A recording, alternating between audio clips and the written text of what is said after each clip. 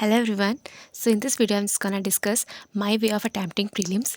There were a few comments from especially from beginners I guess. So होता है कि like पहले क्या अटैम्प्ट करें, पहले जीएस करें, पहले इंग्लिश करें, पहले रीजनिंग करें, पहले मैथ्स करें. सो फर्स्ट ऑफ ऑल हर किसी का अपना अलग अलग तरीका होता है, but I am just gonna share mind. So here we गो.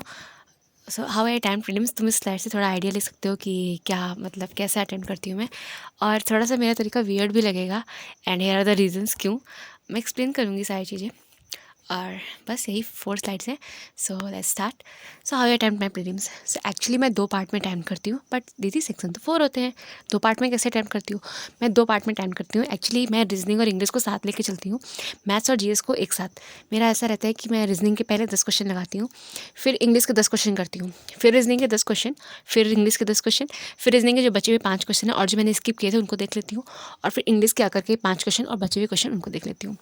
अब इसमें भी जैसे कि जो क्वेश्चन, जैसे कि फॉर एग्जांपल रीजनिंग में कोई फिगर वाला क्वेश्चन है, कुछ होते नहीं वो रोटेट करने वाले, फिर उसमें स्क्रॉल करना पड़ता है. सो वो मैं तुरंत स्किप कर देती हूँ. मैं एक बार में स्किप कर देती हूँ. मैं नहीं देखती कि भाई मैं ट्राई करूँ फिर वो गलत हो, नहीं, मैं स्किप कर देती हूँ तुरंत. और जैसे कोडिंग वाला है, एक बार में बना तो ठीक, वरना फिर स्किप. ठीक है. ऐसे ही अगर इंग्लिश की बात करूँ तो देखो डिपेंड करता है लेवल पे. वैसे मॉक तो बथेरे मॉक दे रखे होंगे, सब तरह के मॉक मिलते हैं. सो उसमें जैसे कि क्वेश्चन होते हैं तो PQRS है, क्लोज टेस्ट है, सो मैं स्किप कर देती हूँ. कोई वोकेब है जो मुझे नहीं आ रही है, कोई एरर वाला क्वेश्चन है, मुझे पढ़ते एरर नहीं पता चली, तो मैं स्किप कर देती हूँ. Skipping is an art, ya and you have to master that. Okay. Skipping करना अगर सीख जाओगे तो बहुत कुछ सीख जाओगे, सीरियसली. अब थोड़ा वियर्ड तो है तरीका, मैं बताऊँगी क्यों ऐसा तरीका अपनाना पड़ा. सो इस तरह से मेरे को एक्चुअली हेल्प मिलता है. मेरा माइंड वहाँ पे मतलब कि मैं फोकस अच्छा कर पाती हूँ, मुझसे सिलीज कम होती है, सीरियसली. जैसे कि रीजनिंग में मेरा प्री में बताऊँ तो मेरा 48 मार्क्स थे. एक क्वेश्चन मैंने स्किप किया था, कोडिंग का था, नहीं लग रही थी, नहीं हो रहा था वो, सो मैंने स्किप कर दिया. और 48 में मतलब मुझे खुशी इस चीज़ की कि मुझसे सिली नहीं हुई, राइट.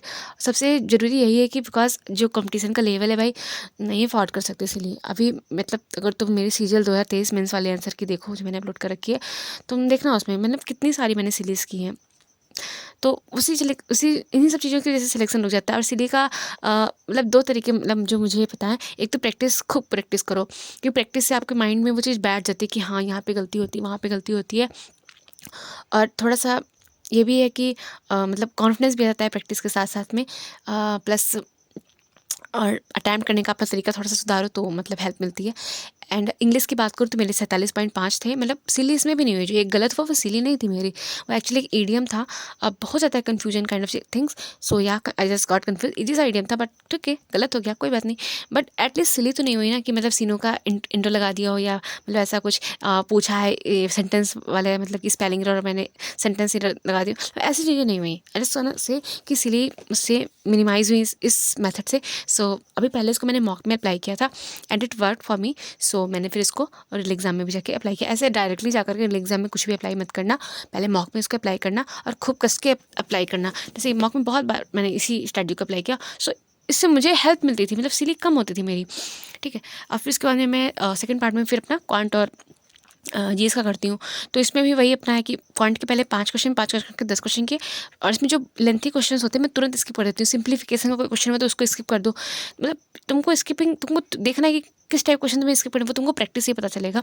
और फिर जीएस का तो वो भी मैं ऐसे ही करती रहती हूँ, ऐसे ही करती हूँ मतलब. सो अभी इसमें पता है क्या होता है, तुम्हारा बीच में ऐसा मन करेगा जैसे कि तुम क्वांट करने लगे, तुम्हें फ्लो आ जाता है ना कि अभी क्वांट करें तो क्वांट, बट नहीं, नहीं, मतलब मेरे लिए पर्सनली ये सब चीज़ें फिर फ्लो में ना फिर माइंड खो जाता है. क्वेश्चन तो लगा रही हूँ मैं, स्क्रीन देख रही हूँ, क्वेश्चन पढ़ रही हूँ, क्वेश्चन सॉल्व कर रही हूँ, बट माइंड में बैकग्राउंड में कुछ और भी चल रहा है, तो उसमें मुझसे पर्सनली इसलिए हो जाती थी.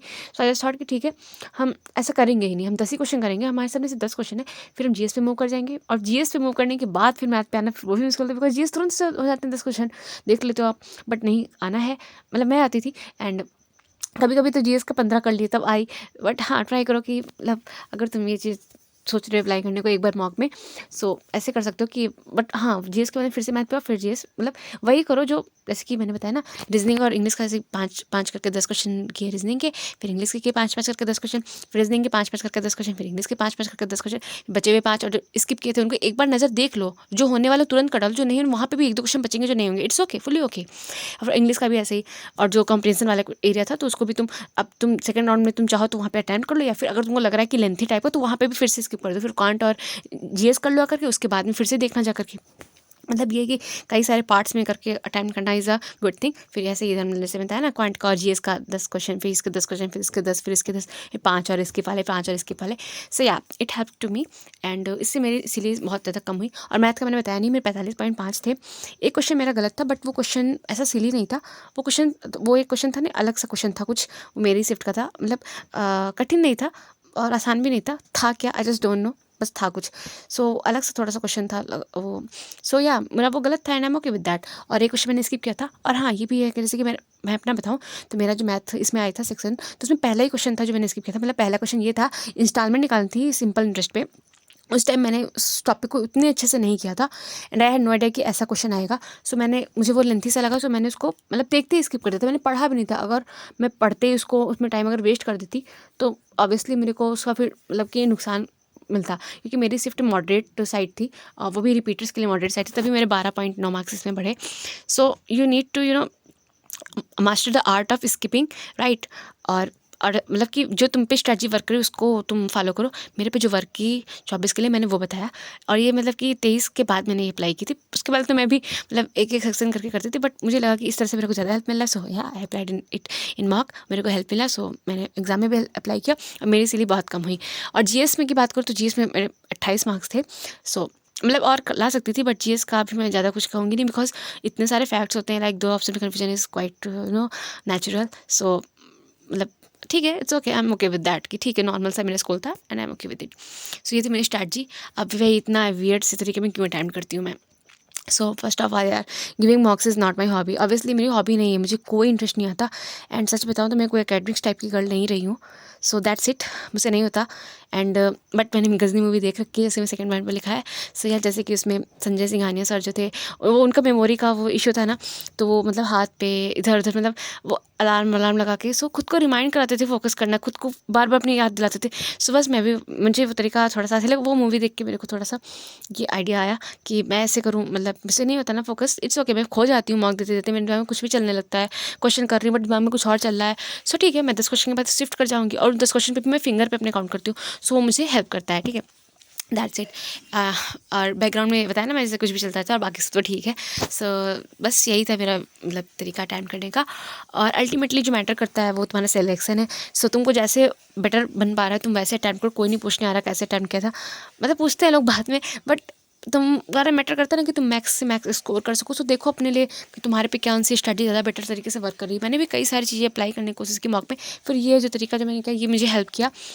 तो I just followed it and I did what I did. और थैंक यू। और हेल्पफुल अगर लगा हो वीडियो, सो मतलब बताना कि हेल्पफुल था। और अगर ऐसे मेंस का भी चाहिए तो मेंस में भी मेरा बहुत वियर्ड तरीका है ऐसे अटैम्प्ट करने का।